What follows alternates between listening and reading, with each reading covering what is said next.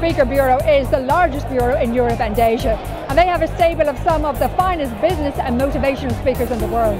They provide celebrities, opinion formers, entrepreneurs, adventurers and explorers, and that's just the tip of the iceberg. Maria and her team are experts at matching the right speaker to the right event. But we all know that nothing beats a face-to-face meeting in an informal setting over a glass of good wine, because it's a chance for speakers and clients to have a chat and get to know each other.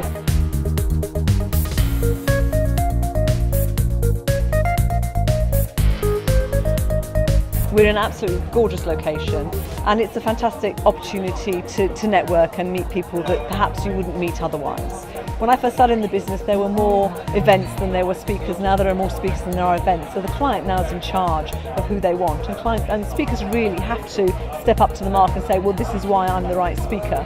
So it's an interesting change, but there is business out there, which is great news. Green and Blacks was born in the last recession, and I think that we're living proof that, you know, there's only one way to go, and that's up. So a recession could be a very good thing for people. It forces them to look at absolutely everything they do and to draw on every single resource that they have, and that certainly was true when we began Green and Blacks. It's not the end of the world, that they should remain positive, that they will come out of it, and that if you're smart enough you will come out better than when you started. James, if a company was trying to launch a groundbreaking project, what advice would you give them? Two things. Firstly, I would demand that the people that are involved in the project are incredibly courageous about what they do and really take on to try and win.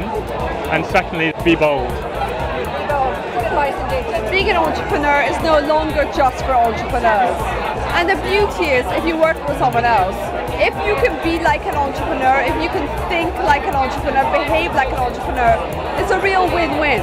Because you get the security of working for a company, you get the umbrella, the salary coming in, and yet you get the creativity, the challenge, the fun, the fulfillment of an entrepreneur. So I definitely think things have changed, and people who work in large corporations should start behaving just like they're entrepreneurs, as if it's their own business. Super simple. We build communities for employers, which basically means it's like a LinkedIn, but rather than linking people to people, it's people to companies all around work. So what it means is companies can hire from a community of people that have connected to them and showed interest in advance, rather than using recruitment consultants or job boards. But basically we make social media simple for companies.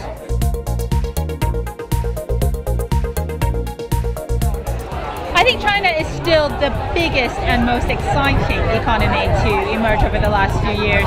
And I think what's striking about the Chinese growth story is how durable it's been.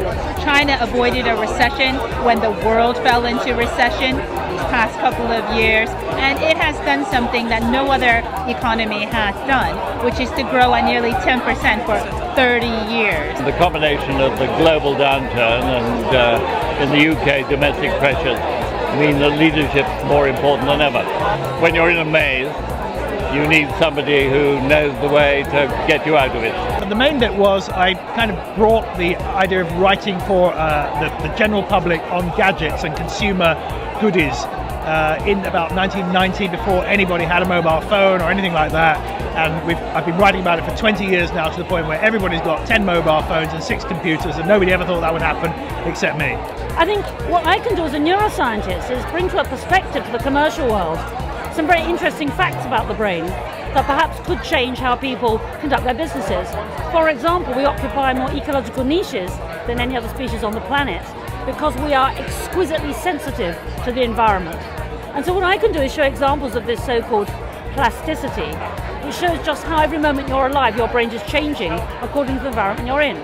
The most important thing is you've got to know who your customers are in the first place, and I actually think that so many consumer-led businesses don't even know who it is that they're targeting. So you're never going to be able to deliver good service if you don't actually know who it is that you're supposed to be serving.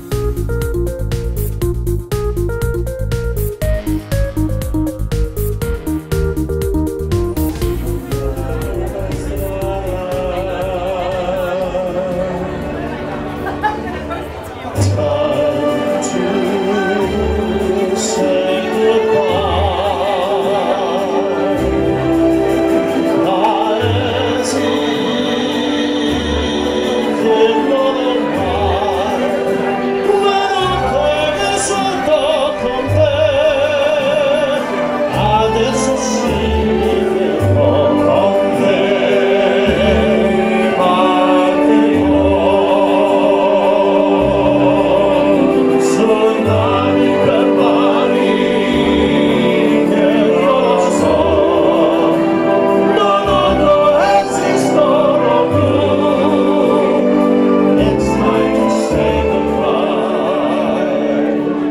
we've got plenty of left. Our expedition group, there are things that haven't been done yet, and that's what we're after doing.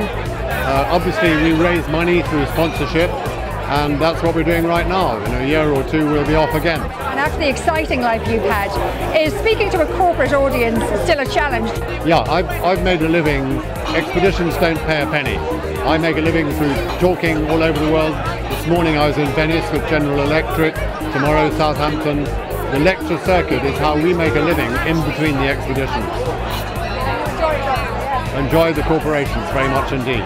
Try to be inspirational and humorous, and yeah, we meet lots of interesting people. It's good. To me, there's a lot of crossover between these expeditions and goal setting in the office. And for me, the fundamental key lies in the spirit of the team, because having a group of individuals working as one is the most powerful force that you can imagine. And whether that's trekking across an ice cap or working together in an office, what you can achieve together is very, very powerful. So when I choose my teams, I look for people with lots of energy, lots of passion, because I find that the skills that you need for these expeditions can be taught and learned. But something that can't be taught is the character of the individual. The very first expedition was perhaps my worst. I had to eat my dog to survive, and I was starving to death. I'd been attacked by gold miners, run off through the forest, and eventually was starving to death, and so I had to eat my companion. So that was a bad start. Then I found myself being shot at by drug barons. I was chased by assassins belonging to Pablo Escobar. I've been chased by gold miners. I've been poisoned. I've been left in the Arctic without my dogs. It's all gone wrong in various places around the world. But the great thing about these disasters is that that is the moment when you're really tested. Everything's fallen apart, and then you know how good you are in that environment. That's when it either comes together or not.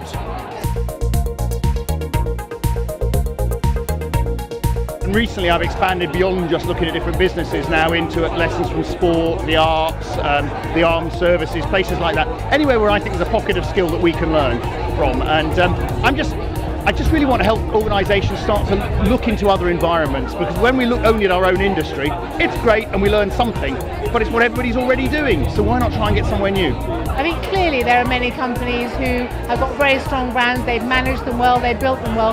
However, for every company that has done it really well, there are many companies who might use the word brand, but maybe aren't using it in a way that could really add the right amount of value to their business. Most people are trying to turn a product into a brand. We start with a brand before a product, which is great because it gives you such a huge head start. And those things are understood and they come from within the Virgin Group.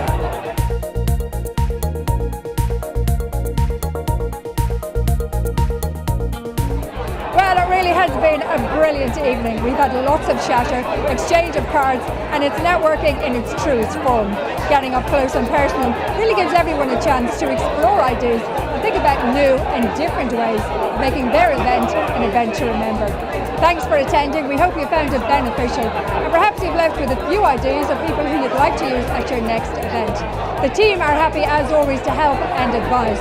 We wish you a successful year ahead and look forward to seeing you next year. Bye bye.